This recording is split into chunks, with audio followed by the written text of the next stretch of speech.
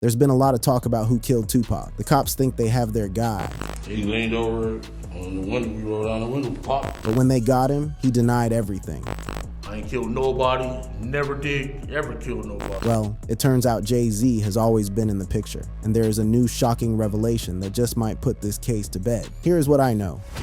The blood on the Las Vegas Strip, what really went down that night.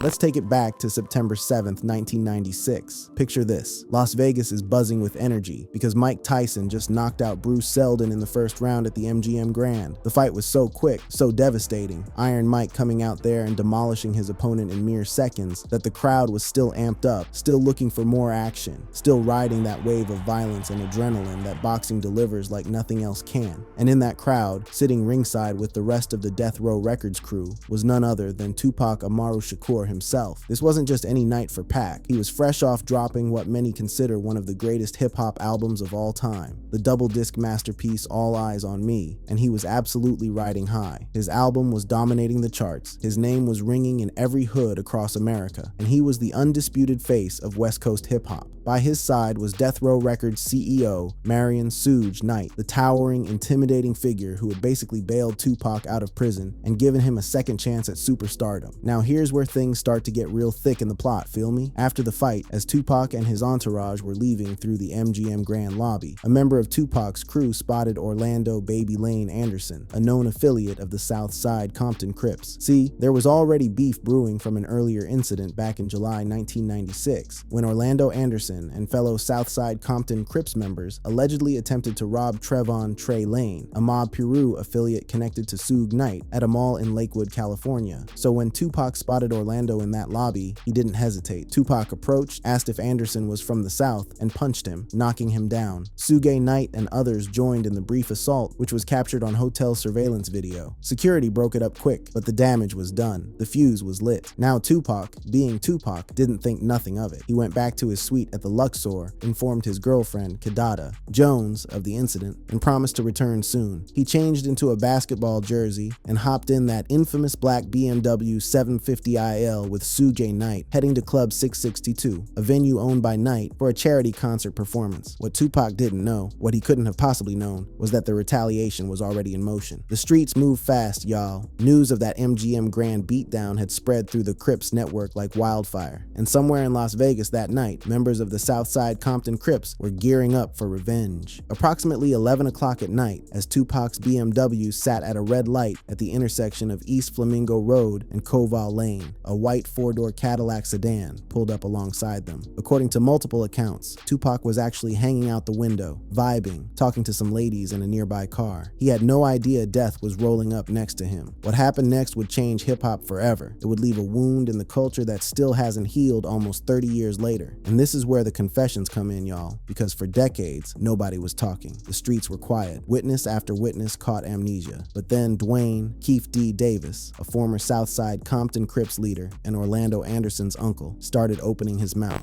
Did you actually see a gun? Oh, shit. Once he got the region, I got the ducking. So someone from your car That's what happened. started shooting at Tupac and Suge. Lane starts blasting. You say Suge looks over, he sees you. You heard that, right? Lane starts blasting. That's Keefe D on camera describing his own nephew, Orlando Anderson, shooting Tupac Shakur. In his 2019 memoir, Compton Street Legend, Keefe D detailed being in the front passenger seat of that white Cadillac with Terrence T. Brown driving and Anderson and DeAndre Big Dre Smith in the back. He looks right at you? Yeah, he looked at me. Okay. When he looks over at you, and then, Tupac's busy getting shot. Evidently, the story is Tupac's trying to either get out of In the the line. back seat or something. Yeah, what do you see happening inside their Jumping car? in. I seen a bullet going Suge's head. I thought he was dead. Keefe D sat there and watched Suge Knight get grazed by that bullet, and he thought the man was finished. 4 .40 caliber rounds were fired from a Glock 22, striking Tupac in the chest twice, once in the arm and once in the thigh, with one bullet penetrating his right lung. Despite heavy bleeding and a punctured tire, Suge Knight, the same man who had been grazed by a bullet himself, somehow managed to drive the BMW about a mile before police pulled them over and called paramedics. Think about that for a second. Suge Knight, bleeding from his head, drove a shot-up car with a flat tire fire, and his dying friend in the passenger seat, trying to get them to safety. Say what you want about Suga, but in that moment, he was trying to save Tupac's life. Tupac was rushed to University Medical Center, where surgeons removed his right lung during emergency procedures in a desperate attempt to save him. He was placed in a medically induced coma, hooked up to life support, fighting for his life. His girlfriend, Kidada Jones, that's Quincy Jones's daughter, rushed to his bedside. She played Don McLean's Vincent on a CD player, and Tupac reportedly responded with a moan and mouthed that he loved her. Even on the verge of death, Pac was still communicating love. That's the kind of person he was. For 6 agonizing days, Tupac Shakur fought for his life, and then, on September 13th, 1996, at 4:03 p.m., he was pronounced dead from respiratory failure, leading to cardiac arrest. His mother, Afeni Shakur, made the devastating decision to cease treatment after revival attempts failed. But here's where it gets even crazier, fam. For almost 30 years, nobody was charged. The case went cold. Witnesses refused to cooperate. Key figures started dying off. Yaki Gaddafi, who claimed he could identify the shooter, was killed in November 1996. Orlando Anderson himself was killed in a gang shootout in May 1998. The streets ate their own. But Keith D couldn't keep his mouth shut. He did interviews, wrote a whole book about it, and finally, in September 2023, Las Vegas Metropolitan Police arrested him and charged him with murder as an alleged accomplice. The man who had been talking for years was finally caught up in his own words. And now he's sitting behind bars, and for the first time since his arrest, he's speaking out and changing his whole story. I'm innocent.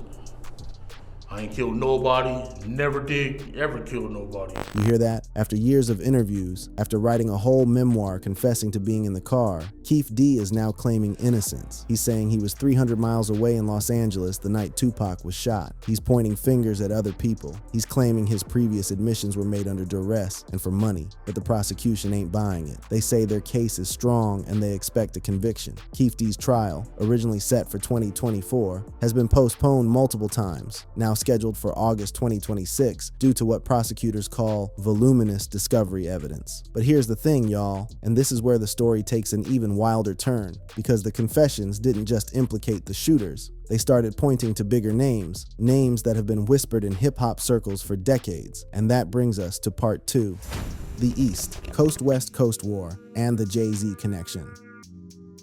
Now that we've established what went down on that fateful September night in Vegas, we need to zoom out and understand the bigger picture. Because Tupac's murder wasn't just about a fight in a casino lobby. It was the culmination of the most violent era in hip-hop history, the East Coast, West Coast beef. And right in the middle of all that chaos, a young Brooklyn rapper named Sean Corey Carter, better known to the world as Jay-Z. See, the mid-1990s were a volatile era for hip-hop, characterized by the East Coast-West Coast divide that pitted artists against each other amid media hype and real-world violence. On one side, you had Death Row Records out of Los Angeles, headed by the intimidating Suji Knight and housing artists like Tupac, Dr. Dre, and Snoop Dogg. On the other side, you had Bad Boy Records out of New York, run by Sean Puffy Combs and home to the notorious B.I.G. These two coasts were at war, and casualties were mounting. But where did Jay-Z fit into all this? Well, in 1996, Jay-Z was an up-and-coming artist who had just released his debut album, Reasonable Doubt. The album featured a track called Brooklyn's Finest, with none other than the notorious B.I.G. himself. And it was this collaboration that put Jay-Z directly in Tupac's crosshairs. On Brooklyn's Finest, Biggie included subtle jabs at Tupac, such as references to 2 packs, which Tupac interpreted as provocation. See, there were rumors swirling that Biggie's wife, Faith Evans, had been involved with Tupac, and that line was seen as a direct response to those allegations. But here's the thing, Jay-Z was on that track. By association, he became the enemy.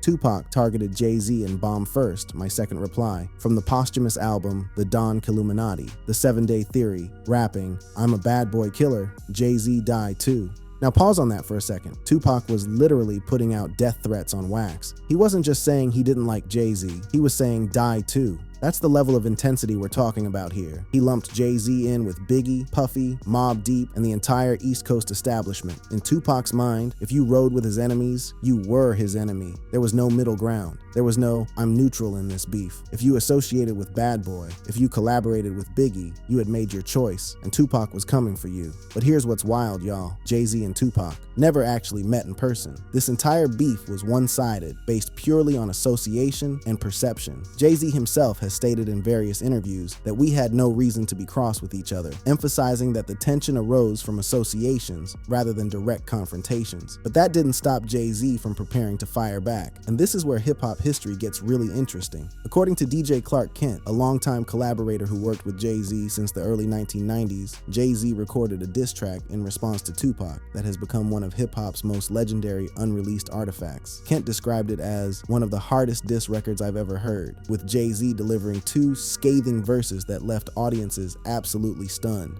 Now imagine this, fam. Jay-Z, still relatively new to the game, stepping up to address one of the most feared lyricists in the entire rap industry. Tupac was known for destroying people on records. His Hit 'Em Up is still considered one of the most vicious diss tracks ever recorded. And Jay-Z, young, hungry, confident, stepped up and apparently cooked something that was just as devastating. The track was performed live only once, at Harlem's Apollo Theater, over the instrumental from Blackstreet's No Diggity. The Apollo Theater, y'all. The same legendary venue where careers are made and broken, where audiences are known to boo acts right off the stage if they're not bringing heat. And Jay-Z chose that stage to debut his Tupac response. Kent recalled the crowd's reaction. If he was alive, there would have been no coming back. This was so tough. But here's the thing, Jay-Z never released it. Why? Because Tupac died before it could drop, and Jay-Z chose to shelve it out of respect. It never came out of respect for the fact that he died, Ken explained. Around 2,000 people witnessed that Apollo performance, but no bootlegs exist, preserving its mythic status. Jay-Z himself confirmed this in a 2006 interview, saying, "We tried to find the tape. It's 2,000 people that know about it. I did 2 verses. It's the truth. That's the best shit. It's so liberating when you say what the f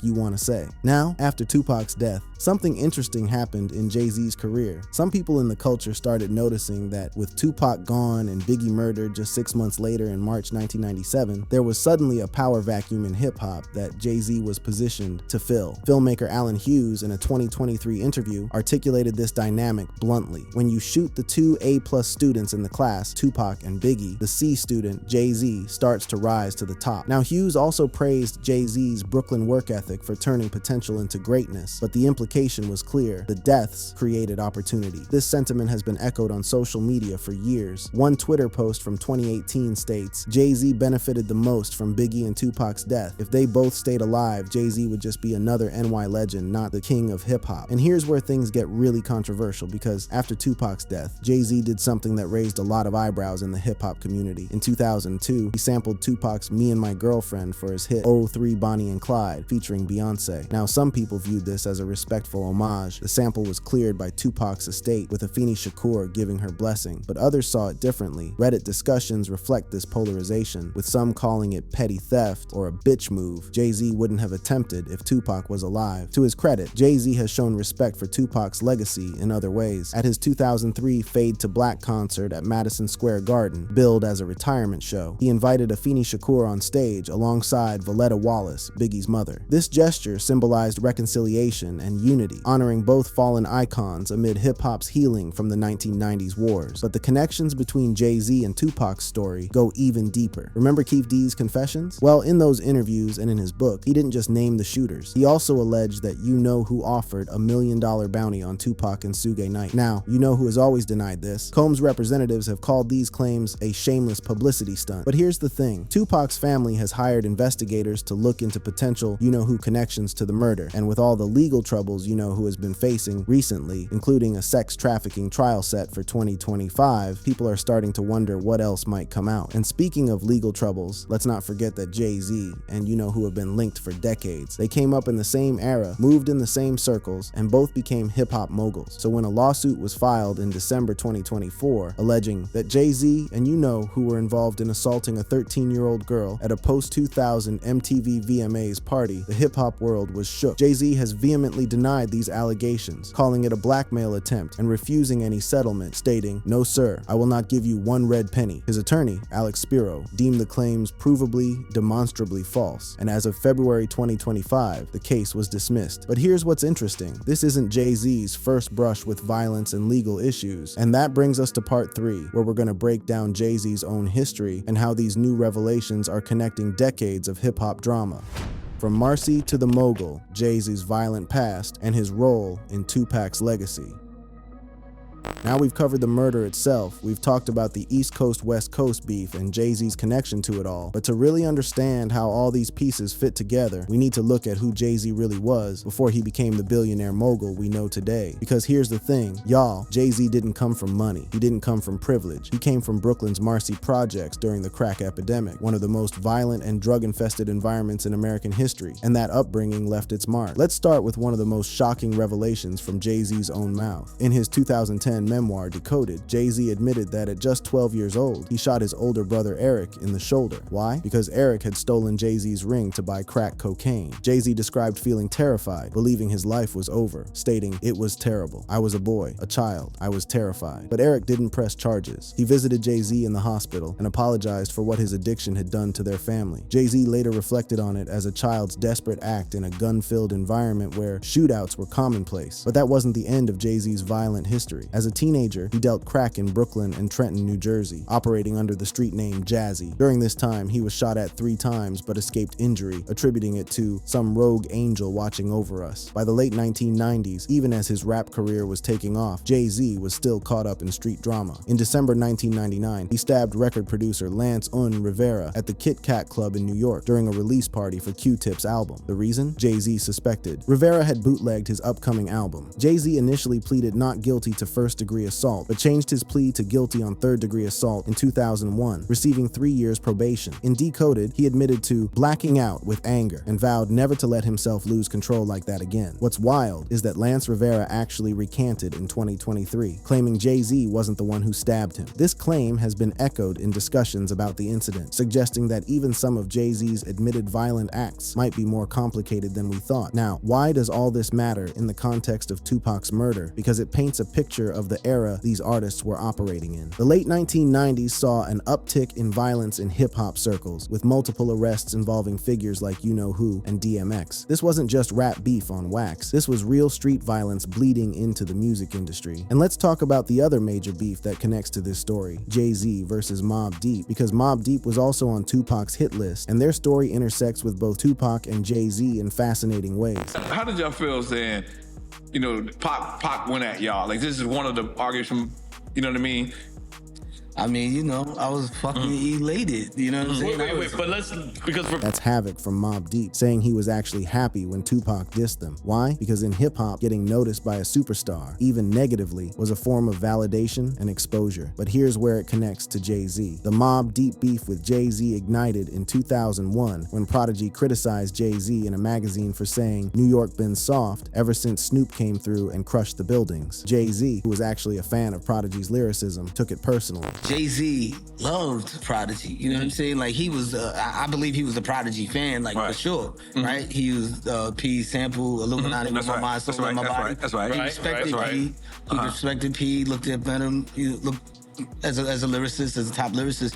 So when he found out that Prodigy said something about him not to his liking, you know what I'm saying, in a magazine, and he's competitive. That's Havoc explaining that Jay-Z was actually a Prodigy fan before the beef. But when Prodigy spoke on him in that magazine, Jay-Z's competitive nature kicked in. He responded with the devastating Takeover diss track and famously displayed a childhood photo of Prodigy in a dance outfit at Summer Jam 2001. But here's what's beautiful about this story. They eventually squashed it. Havoc recalls a near confrontation at a restaurant that de-escalated when they agreed to keep it just music. And before Prodigy's death in 2017, he and Jay-Z had made peace, with Jay-Z expressing, "I had super respect for Prodigy." Havoc is basically saying it wasn't even real beef. It was just competitive rap music that fans interpreted as deeper than it was. So where does this all leave us? Well, let's bring it full circle. Keith D is sitting in a Las Vegas jail cell, claiming innocence despite years of self-incrimination. His trial is set for August 2026, and the prosecution says they're confident in a conviction. I shouldn't have said nothing. You know what I'm saying? I shouldn't have said nothing.